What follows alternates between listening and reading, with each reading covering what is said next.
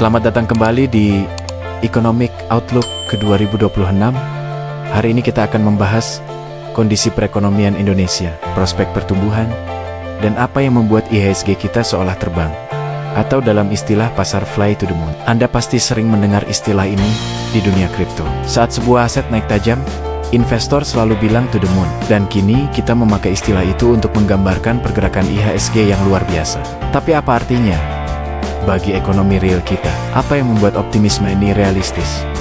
Mari kita kupas bersama. Pertama, IHSG atau Indeks Harga Saham Gabungan mencerminkan kesehatan fundamental ekonomi. Meskipun kadang orang melihatnya hanya sebagai angka di layar monitor. Dalam beberapa tahun terakhir, IHSG memang menunjukkan kenaikan yang signifikan. Dan itu bukan kebetulan. Pasar modal membaca langkah-langkah kebijakan pemerintah, membaca prospek ekonomi, dan memahami fondasi perekonomian kita. Jika fondasi itu terus dijaga, kenaikan IHSG bukan hal yang mustahil. Bahkan bisa mencapai level yang sebelumnya dianggap tidak mungkin. Siklus bisnis di Indonesia biasanya bergerak dalam periode 7 hingga 10 tahun. Dari titik dasar hingga akhir siklus ekspansi, IHSG bisa naik 4-5 kali lipat. Ini bukan sekadar ramalan optimistis, tetapi pengamatan berdasarkan pola historis dan fundamental ekonomi. Seiring pertumbuhan ekonomi, pemerintah menjaga fondasi ekonomi tetap kokoh, dari sektor fiskal hingga moneter, dari industri hingga konsumsi domestik. Dalam konteks ini, APBN memiliki peran vital. APBN bukan hanya soal angka defisit atau utang, tetapi juga soal keberlanjutan dan kemampuan negara untuk melindungi generasi mendatang. Rasio defisit terhadap PDB kita dijaga di bawah 3%, sementara rasio utang terhadap PDB hanya sekitar 40%. Jauh lebih konservatif dibanding standar internasional yang sering dianggap ketat seperti Maastricht Treaty di Eropa. Dengan angka-angka tersebut, kita memastikan bahwa negara mampu membayar kewajiban hutangnya tanpa membebani generasi muda di masa depan. Hal ini juga menunjukkan bahwa pengelolaan fiskal kita tidak hanya responsif, tetapi juga prudent dan berkesinambungan. Kebijakan fiskal tidak berjalan sendiri. Ia harus sinkron dengan kebijakan moneter dan langkah pemerintah di sektor real. Contohnya, sektor manufaktur yang menjadi tulang punggung pertumbuhan ekonomi. Industri manufaktur Indonesia memiliki kontribusi besar terhadap PDB dan memegang peran penting dalam pencapaian target pertumbuhan tinggi, bahkan hingga 8%. Namun industri ini menghadapi sejumlah tantangan, mulai dari ketersediaan bahan baku hingga kompetisi produk impor. Pemerintah memahami hal ini dan telah menyiapkan berbagai mekanisme agar industri manufaktur tetap kompetitif. Task Force dibentuk untuk memastikan bahan baku tersedia, regulasi terkoordinasi, dan langkah-langkah fiskal maupun moneter berjalan seiring. Dengan perhatian khusus ini, sektor manufaktur bisa mendorong pertumbuhan ekonomi yang lebih cepat, menciptakan lapangan kerja, dan memperkuat basis produksi nasional. Selain manufaktur, sektor pariwisata juga menjadi fokus pemerintah. Pariwisata memiliki multiplier effect yang besar terhadap ekonomi, dari hotel, restoran, transportasi, hingga sektor informal seperti pedagang lokal. Salah satu tantangan utama saat ini adalah biaya tiket pesawat yang relatif tinggi. Pemerintah tengah mengevaluasi komponen biaya tiket, termasuk PPN dan biaya PNBP atas bahan bakar pesawat, serta biaya masuk suku cadang. Upaya ini bertujuan menurunkan harga tiket, mempermudah mobilitas masyarakat, dan mendorong sektor pariwisata agar kembali bergairah. Selain itu, suku bunga modal kerja bagi pelaku industri pariwisata juga menjadi perhatian. Dengan likuiditas yang cukup dan kebijakan bunga yang mendukung, pelaku usaha bisa mengembangkan bisnisnya, sementara masyarakat menikmati harga layanan yang lebih terjangkau.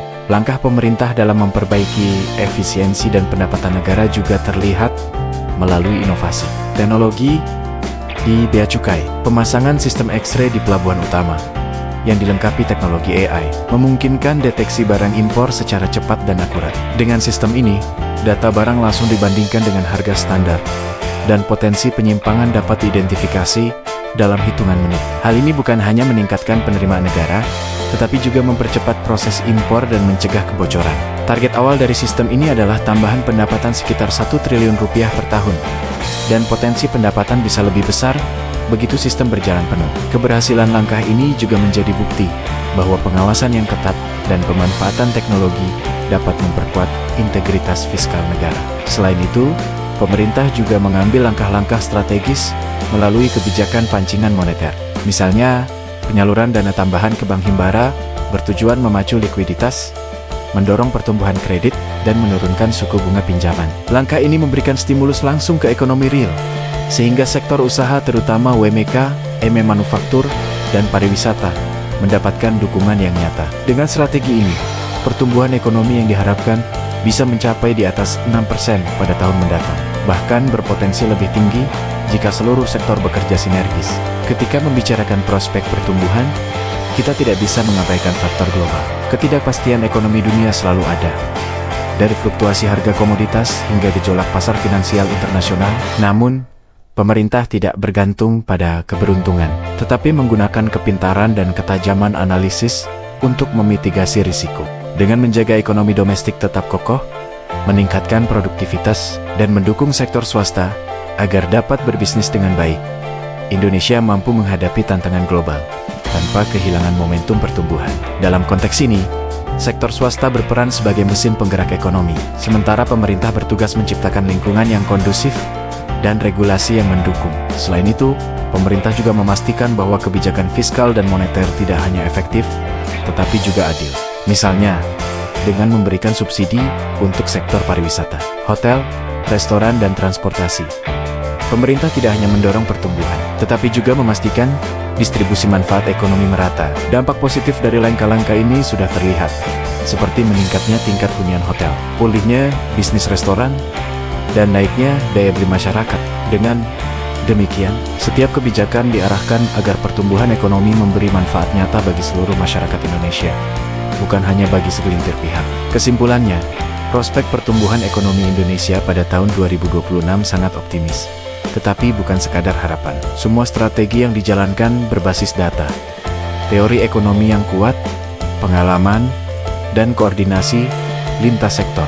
IHSG yang meroket, industri manufaktur yang didorong, sektor pariwisata yang kembali bergairah, inovasi teknologi, bea cukai, serta kebijakan fiskal dan moneter yang terkoordinasi. Semuanya berkontribusi pada visi pertumbuhan ekonomi di atas 6%. Dengan fondasi ekonomi yang terjaga, sektor swasta yang didukung, serta kebijakan fiskal dan moneter yang berkesinambungan, optimisme ini dapat menjadi kenyataan. Kita siap menghadapi ketidakpastian global, memitigasi risiko, dan memastikan pertumbuhan yang inklusif serta berkelanjutan untuk seluruh masyarakat Indonesia. Ekonomi Outlook 2026 bukan sekadar target, tetapi rencana yang nyata dan dapat diwujudkan, di mana seluruh elemen perekonomian bergerak bersama menuju kesejahteraan yang merata dan berkelanjutan.